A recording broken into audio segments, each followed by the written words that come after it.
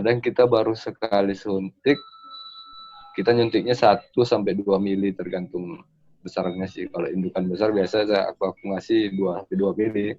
Tapi kalau yang kecil paling tinggi 1 mili lah dosisnya, 1 mili. Jadi untuk obat biasanya sekali suntik juga udah sembuh. Terus kalau yang berat, kalau penyakit kambing itu yang berat biasanya kembung. Kalau kembung biasanya di musim hujan atau musim dingin lah. Kalau masuk angin kembung itu mungkin agak susah penanganannya gitu. Ada yang kalau itu kadang obat tradisional pun bisa. Kadang diminum minyak goreng itu sampai 1 gelas bisa. Perutnya dioles-oles minyak yang hangat seperti minyak kayu putih atau minyak apa yang hangat.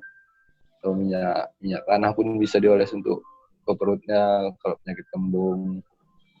Kalau penyakit berengan tadi yang mulutnya luka-luka, benjol-benjolan tadi, kalau itu obat alami, obat tradisionalnya bisa pakai belerang, bisa digosok, kalau tega digosok pakai garam gitu. Mulutnya pakai garam yang kasar digosok. Terus lagi ya, itu aja sih kalau luka-luka.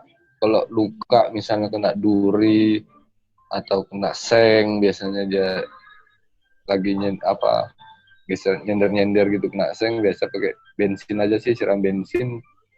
Biasanya lalat hilang, nggak dikerubutin lalat, terus lukanya pun cepat kering. Kalau luka terbuka dikasih bensin aja udah cepet kering gitu.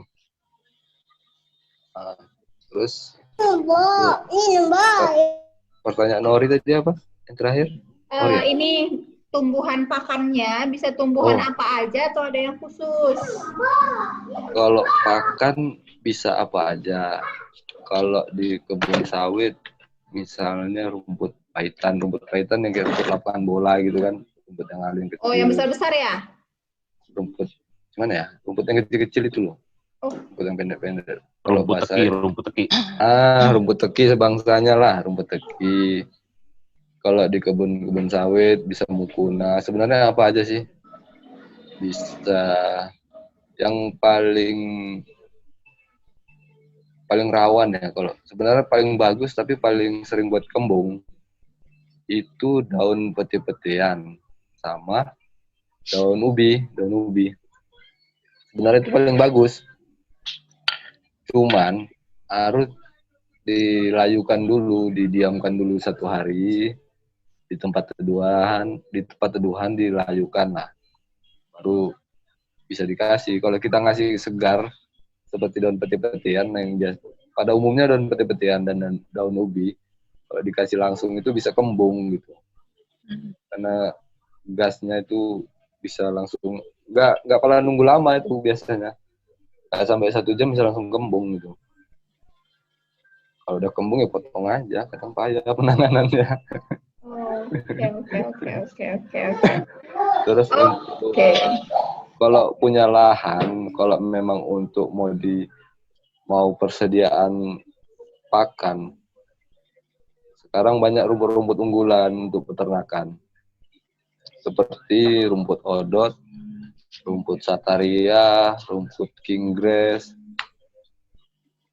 Kalau di apa itu biasa, kalau di Medan apa ya, rumput gelaga yang kayak tebu itu kan, yang panjang-panjang kayak tebu itu bisa. Itu sekarang bibitnya juga udah diperjualbelikan. Kadang 1 karung isi sekitar 500 stek, 500 batang untuk stekan itu. Kadang kalau nggak salah sekitar 500 batang itu 120.000 sampai 150.000. Tapi mungkin bisa untuk nanam 0,5 hektar lahan apa itu bibit gitu. Karena kita nanam kayak model tebu, bibit itu kan berruas-ruas gitu. Paling kalau dari penjualnya ada 6 ruas, kita bagi 2 aja, jadi 3 ruas gitu. Itu pasti tumbuh. Jarak tanamnya 1 meter. Kalau rumput odot, kemampuan berkembangnya itu menghasilkan anakan itu 1 bulan bisa 40 sampai 60 anakan gitu. dari yang 3 ruas ini. Jadi untuk rumput odot, rumput sataria, itu pada umumnya itu sekarang peternak yang digunakan untuk di lahan, ditanam memang khusus tanam. Itu 2 bulan setelah tanam baru itulah hasil maksimalnya, hasil optimalnya untuk diberi ke ternak, karena di situ sudah cukup bagus, tidak terlalu tua, dan perkembangan rumputnya udah besar gitu. Dari yang 3 ruas tadi udah menghasilkan rumput yang besar. Dalam sebulan aja bisa menghasilkan 60 batang rumpun gitu. Jadi waktu yang enaknya itu sekitar 2 bulan setelah tanam itu bisa dipanen. Dan ke panen berikutnya bisa hanya butuh waktu sebulan gitu. Nah, jadi kalau memang kita punya lahan, mempersiapkan bank pakan lah, jadi kita nggak perlu repot beli, nggak perlu repot nyari. Dalam satu lokasi kandang dan lahan pakan itu udah satu lokasi gitu. Untuk itu kan tadi dalam satu stekan itu 3 ruas, kita jarak tanamnya 1 kali 1 meter. Nah, jadi dalam satu tanaman tadi dalam 2 bulan bisa mencapai, satu rumpun itu bisa mencapai berat sampai 60 kilo pakan segar. Kalau untuk rumput odot aku udah pernah, kalau rumput odot udah pernah nanam, udah pernah make. Cuman itu tadi kombinasi diaritkan dan diumbar, diangon gitu. Emang lebih bagus, kadar airnya tinggi, terus sampai ke batang-batangnya pun bisa dimakan, bisa dicerna kambing itu. Mau kambing makan sampai ke batang-batangnya, bukan cuma daun-daun aja. Apalagi kalau kita cacah dengan mesin cacah atau cacah manual, itu pasti kambing mau sampai batang-batangnya juga dimakan. Karena itu batangnya modelnya seperti besar batangnya seperti batang pohon jagung lah gitu. Pohon jagung. Oke Bang No. Ya. Kira-kira ada lagi Bang No yang mau disampaikan? Kira-kira itu aja lah. Sambil berjalan aja lah, kalau ada yang mau nanya masih diterima. Oke. Sip, karena ini di Papua udah larut malam ini. Jam 11. Iya. Iya, seru kali kayaknya bahas kambing sampai kita udah lebih dari setengah jam Bang No ternyata.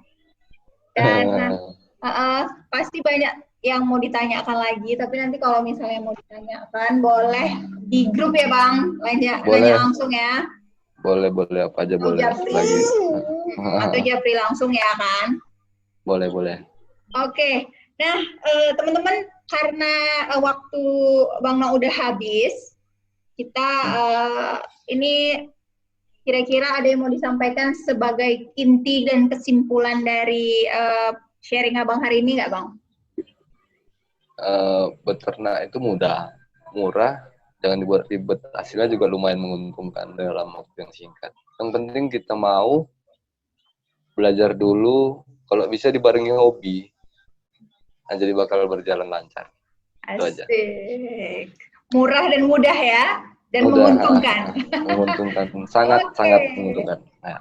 Sip. Mari kita beri tepuk tangan untuk Bang Novia.